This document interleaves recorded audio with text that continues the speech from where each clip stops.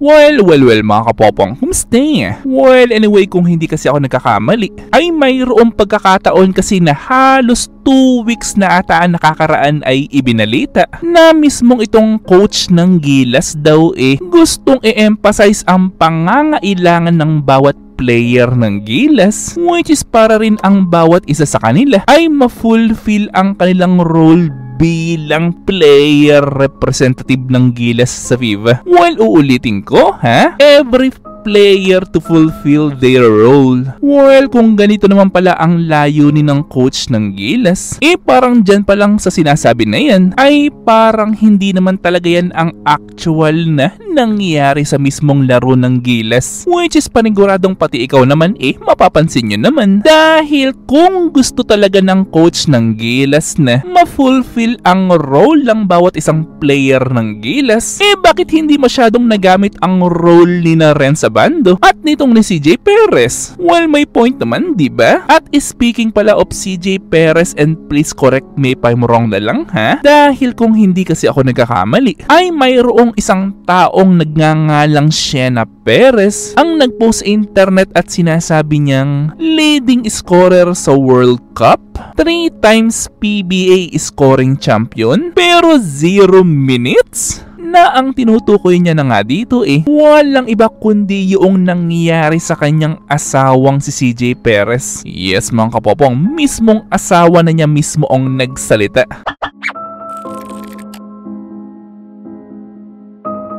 Na dahil nga dyan ay mapapatunayan agad natin, totoo pala na kahit ang ilang pamilya mismo ng ilang Gilas players natin ay totoong nakakakita rin ng parang medyo may mali yata na nangyayari sa laro ng Gilas. Pero take note mga kapopong parang wala namang mali sa lineups ng Gilas ngayon, di ba? Na halos lahat naman sa kanila ngayon ay magagaling talaga pero may mali talagang nangyayari. Well, kaya't hindi ko masisi ang ilan sa inyo magsabi o sabihing mas gusto nyo na lang itong si Baldwin ang maging next coach na hahawak sa Gilas para sa mga next games nito. Or even kahit ibang coach na lang sana daw. Anyway, speaking of coach, ay natatandaan niyo ba yung sinabi ng coach ng Cambodia noon? Yes mga kapopong, ito nga ay noong sabihin o mag-offer ito na pwede niya daw turuan ng coaching ang mismong coach ng Gilas. Well, honestly mga kapopong, noong unang mabalitaan ko yan, ay totoong medyo nayabangan talaga ako sa coach ng Cambodia. Pero later on ay narealize ko naman na base na rin sa naging performance ng Gilas sa dalawang magkasunod na talo nila, ay mukhang kahit ang mga taga-ibang bansa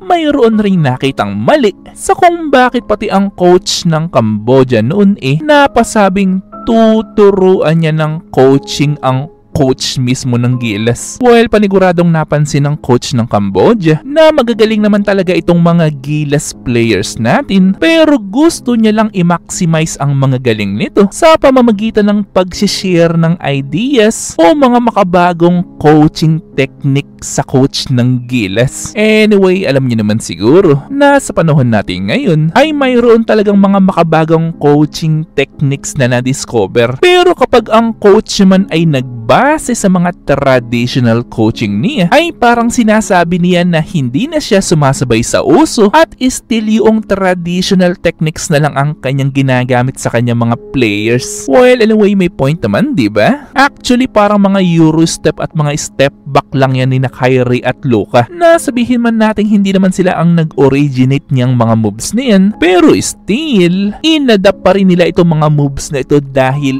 effective talaga. Well, kung ang mga players ay may mga bagong moves, ay syempre dapat ang mga coaches sumasabay rin sa mga makabagong coaching skills. Pero ito ang mas matinding balita mga kapopong, na balitaan niyo ba yung sinabi ng coach ng Gilas na sana raw matalo ang team ng Japan para maging tie kung mananalo man ang Pilipinas? Well, isipin niyo yan, parang inutusan mo pa ang mga Filipino na umasang matalo manalo daw sana ang Japan. Actually, wala naman talagang problema kung manalo o matalo ang Japan. Pero ano sa tingin nyo ang mararamdaman ng mga Japanese people sa statement na yan? Na ang bait-bait sa atin ng Japan, tapos parang kumukuha ka ng simpatya ng mga Filipino o mga kababayan natin upang umasa na sana daw matalo ang Japan, which is sa standings ng Pilipinas na mayroong dalawang magkasunod na talo, ay parang ang dapat na lang ata gawin ng mga Filipino i-cheer na lang ang team ng Japan instead na i-down ang kanilang team. Well, may point naman, diba? Na kumbaga naku, ngayong taon ay wala na talagang pag-asa ang Gilas dahil na rin sa mga kakaibang nangyayari sa sistema nila ngayon, ay sana sumuporta na lang tayo sa isang bansa sa Asia na bansang mabait sa Pilipinas tulad ng Japan para sila ang maging representative natin sa Asia